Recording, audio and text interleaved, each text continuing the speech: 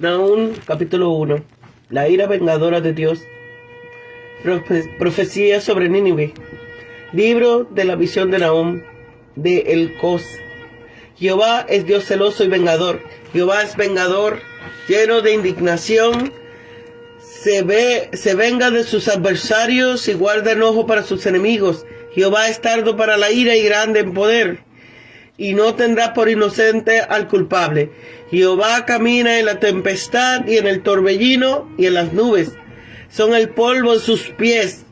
Él amenaza al mar y lo hace secar, y agota todos los ríos. Basán y el Carmel languidece, y la flor del Líbano se marchita. Los montes tiemblan delante de él, y los collados se derriten. La tierra se agita a su presencia, y el mundo y todos los que en él habitan. ¿Quién se sostendrá delante de su ira? ¿Y quién quedará en piedra en el ardor de su enojo? Su ira se derrama como fuego, y por él se encienden las peñas. Jehová es bueno, fortaleza en el día de la angustia, y conoce a los que en él confían. Mas con inundación impetuosa consumirá a sus adversarios, y hasta en las tinieblas perseguirá a sus enemigos. ¿Qué tramáis contra Jehová? Él hará exterminio, no tomará venganza 2 veces de sus enemigos. Aunque sean como espinos entretejidos y estén empapados de bebida, serán consumidos completamente como hojaraza seca. De ti salió el que maquinó perversidades contra Jehová, un consejero de Belial. Así dice Jehová: aunque esté incolumes y sean numerosos, aún así serán talados y pasarán. Bastante te han afligido, no te afligirán más, porque ahora quebraré su yugo de sobre ti y romperé tus cadenas. Mas acerca de ti manda Jehová que no quede ni memoria de tu nombre. De la casa de tu Dios destruiré esculturas y estatuas de fundición. Allí pondré tu sepulcro, porque fuiste vil. He aquí que vienen sobre los montes los pies del que trae buenas nuevas, del que anuncia la paz. Celebra, oh Judá, tu fiesta, cumple tus votos, porque nunca más volverá a pasar sobre ti. El malvado pereció del todo. Profecía. Carga, profecía amenazante del juicio. Nahum, consuelo. Elcos, localidad que no aparece en ningún otro lugar en la Biblia. Jerónimo opinaba que era la aldea de Galilea, como conocemos en el nombre de Capernaum, la aldea de Nahum. Pero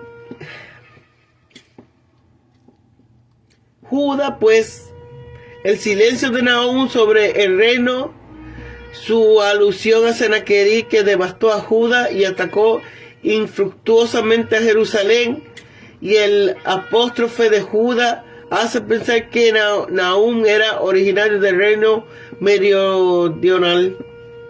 Las nubes son el polvo de sus pies.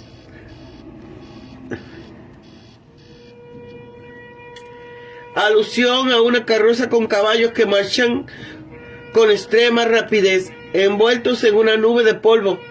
De esta manera Jehová se representa como si viniera a través del círculo de los cielos con la rapidez de un rayo. Las nubes lo rodean como el polvo envuelve una carroza de caballo. Conoce, la ira de Jehová se pone en contraste con su bondad para su pueblo. Quizás sea oscuro y poco considerados en el mundo, pero el Señor los conoce. Maquinó perversidades.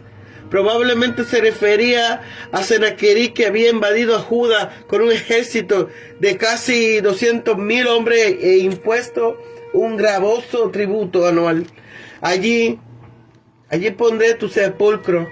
Sennacherib murió mientras estaba adorando en el templo dedicado al dios Sisroch, cuando los 2 hijos de Sennacherib, Adramelech y Sarecer, le asesinaron. Trae buenas nuevas. Las noticias de esta gran liberación será bien recibida con mucho gozo. Estas palabras se aplican a la gran reedición obrada por nuestro Señor Jesús, el eterno Evangelio. Mensajeros de las buenas nuevas son los ministros de Cristo que predican paz por Jesucristo. Destructor sobre ti, contra ti. Se invita irónicamente a Asiria a prepararse contra el ejército medo-babilónico que avanza bajo el mando de Siahares de Media y Nabopolassar, padre de Nabucodonosor de Babilonia, como fuego de antorcha, debido a que los carros de madera estaban forrados de bronce y por la luz del sol relucían como fuego. Temblarán los cipreses, significa el blandir de la lanza, cuya estas estaban hechas de madera de ciprés.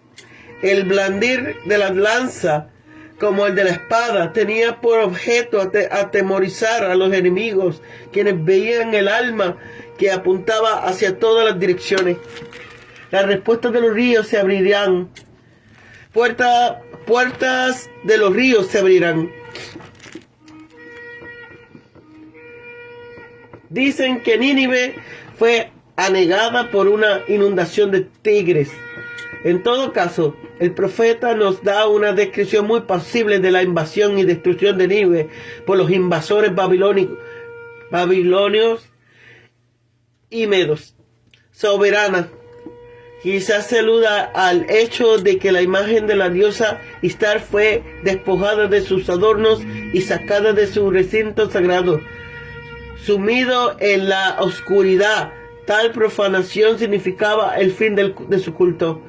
Por ellos, sus criadas, mujeres dedicadas al culto sexual, al servicio del templo, lloran y gimen como palomas, como estanque de agua. Nínive había sido otrora como un gran lago de aguas que se defendían, pero ahora era aguas que se la escapaban por todas partes.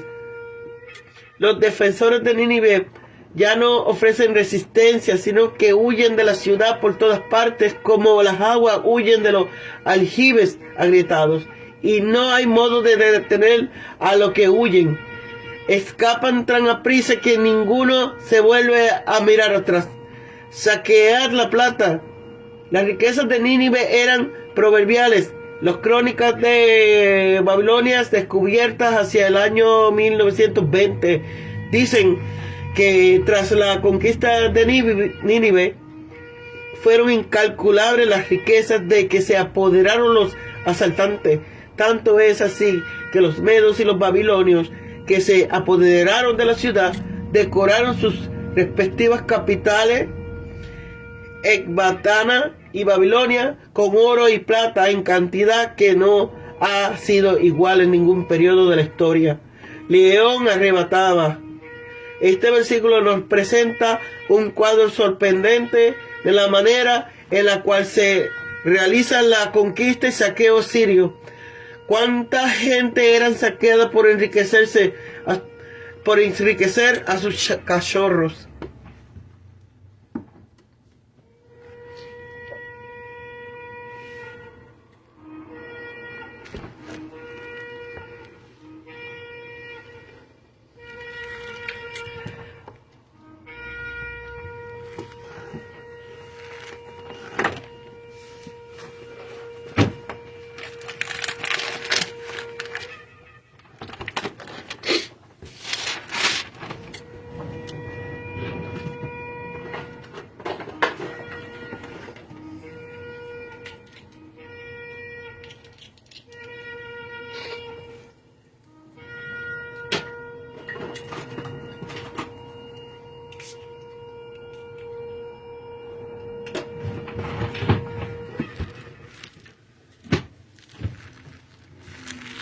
Aquí tenemos la inscripción del libro, un magnífico despliegue de las perfecciones de Dios. el castigo con la que Dios amenaza a Nínive, junto con unas personas de liberación a Judá.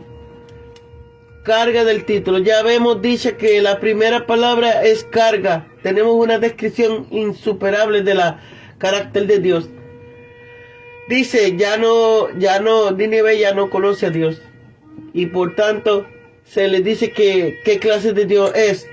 Celoso de su gloria como único salvador necesario y suficiente, de su justicia insobornable, de su santidad sin mácula posible. Nahum pone de relieve esto en primer lugar porque parece que se ha comprometido su omnipotencia al permitir que el pueblo escogido fuera vencido y dominado por aquellos, los gentiles. Por eso también aún hace referencia a la invasión asiria del norte, año 722 antes de Cristo, pues la importancia de Dios había sido retada y comprometida cuando capturó Sennacherib las ciudades fortificadas de Judá en el tiempo de Ezequías. El amor a su pueblo llevó a Yahweh a dignificar su nombre contra los enemigos de Israel. 3 veces salen en el versículo 2 los de vengarse, los de llenos de indignación. No quiere decir que Dios de ahogue su ira dejándose llevar por una pasión, sino que es un reflejo de la existencia de su misma justicia y santidad, que no podía tolerar el pecado sistemático sin castigarlo merecidamente. La antedicha frase es a la letra el poseedor de ira, pues como advierte, nuestra ira es con frecuencia un amo que nos domina, pero Dios es siempre Señor de su ira y dispone caminos a su furor.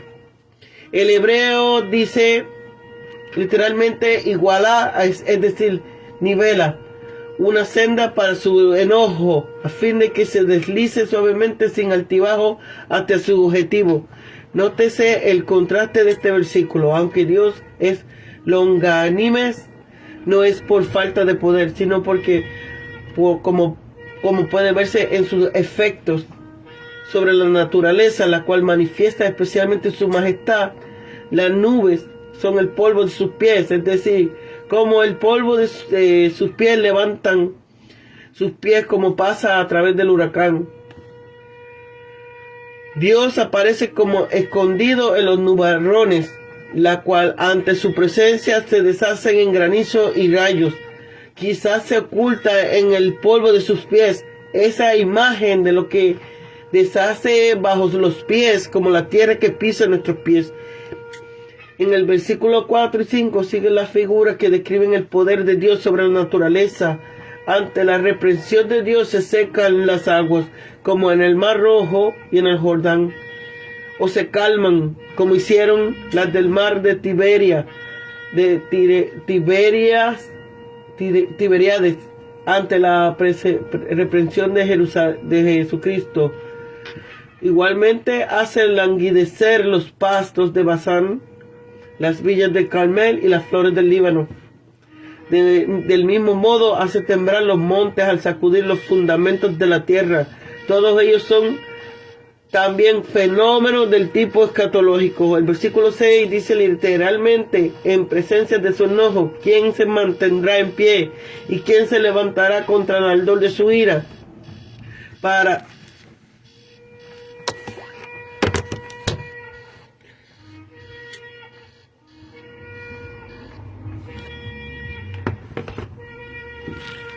el creyente, el enojo de Dios da paso a una disciplina santa y santificadora, a fin de no seguir entristeciendo al Espíritu Santo. Por eso es gran sabiduría hacer las paces con Dios por medio de su Hijo. Todas estas descripciones del carácter de Dios nos da temor y ánimo a un mismo tiempo, pues es como la columna de nube y fuego. Tiene un lado brillante para Israel y oscuro para los egipcios. El versículo 7, bueno es Yahweh para refugio en días de angustia, y conoce a los que se refugian en él. En este texto no puede menos de traernos a la memoria lo de las ciudades de refugio para los homicidas involuntarios. Pero nos recuerda sobre todo las palabras de Jesús: al que a mí viene, de ningún modo le echaré fuera. Y lo más consolador de esto es que a nadie nos podrá deshacer de ese altar. Los que se oponen a él con rebeldía serán invadidos, devastados, destruidos, ni en la más densa oscuridad podrán esconderse. Espiritualmente las tinieblas son símbolos de pecado, pero aquí son imágenes de la confusión, de la destrucción y de la muerte. Y el río Tigris llevó por delante al palacio real. Entonces el ejército de Babilonia, que había puesto asedio a la ciudad, entró por la brecha y la encendió. La historia se repite, pues algo parecido le pasó después a Babilonia. ¿Qué tramáis? ¿Qué tramáis contra Jehová? Comienza diciendo al versículo 9. El verbo aquí aparece que el hebreo que significa pensar, pero esta es la forma piel intensiva, por lo que adquiere el matiz de trama o maquinar, arduir un complot. La última frase del versículo 9 significa que Dios destruirá a sus enemigos de un solo golpe. No tendrá necesidad de un segundo golpe, aunque sea como espinos entretejidos que parecen presentar un frente compacto. En lugar de protegerse mutuamente de esta manera, será para ellos una desventaja, pues no podrán huir cada uno por su lado, sino que su estado de embriaguez, empapados de bebidas, arderá mejor como la hojarasca sobre las que se ha derramado alcohol o petróleo. El que tramó esto, es decir, Sennacherib, un consejero de Belial, no solo perverso, sino como la perversidad en persona. Perversidad tiene su mayor agravante en ir dirigida contra Yahweh, al ir contra el pueblo de Yahweh, como se ve en el versículo siguiente. Aunque este incolumne Shelohim completo de la misma raíz de Shalom, paz, y sean numerosos los enemigos del pueblo de Dios dispuestos a cortar, puesto que Asiria es la navaja de afeitar que Yahweh alquiló. Ellos serán los pelados, serán cortados y perecerán como el humo o la neblina, es decir, serán destruidos completamente, mientras que Judá, que ha estado profundamente afligido durante el asedio de Jerusalén, respira hondo, sin yugos y sin cadenas. Al contemplar la maravillosa liberación de Yahweh, le ha traído cuando menos lo esperaba. Cuando hace notar la última parte del versículo 12, no significa que los de Judá no vayan a ser afligidos y humillados por medio de algún otro instrumento de ira divina. Los serán luego por los babilonios, sino concretamente por los asirios. No se ve por el versículo siguiente su yugo. Nótese en este versículo 13 los verbos quebraré, romperé, por lo que se indica que dicha opresión no volverá a suceder. El yugo incluía el tributo impuesto a Ezequiel por el rey de Asiria. Más cerca de ti, esto es, de Sennacherib, manda Yahweh: lo he decretado, que no quede ni memoria de tu nombre. Esta frase da a entender que Sennacherib había de carecer de descendencia, al menos en cuanto a la extinción de la dinastía, como en el caso de Conías. También los ídolos fueron destruidos por Seajares, el fundador del imperio medio y bisabuelo de Ciro. Incluso se menciona el lugar donde murió Sennacherib. Sus propios hijos lo mataron como cuando invocaban a sus dioses. De la casa de tu Dios, allí pondré tu sepulcro. Porque fuiste vil, ligero o despreciable, tan despreciable como los ídolos a los que servías. Curiosamente, los medos bajo Seajares, quienes juntamente con los babilonios destruyeron Nínive, despreciaban la idolatría y estaban contentos de destruir los ídolos de los asirios. El versículo 15 cambia el tema y el versículo 1 al 2 en la Biblia hebrea. El texto de este versículo es casi igual que en Isaías 52:7, con la diferencia de que Nahum se refiere a Siria mientras que Isaías se refiere a Babilonia. No puede afirmarse con seguridad si las buenas noticias de que aquí se habla tiene que ver con la milagrosa liberación de las manos de Sennacherib durante el reinado de Ezequías, año 701 a.C., o de la destrucción de Nínive, año 612 a.C.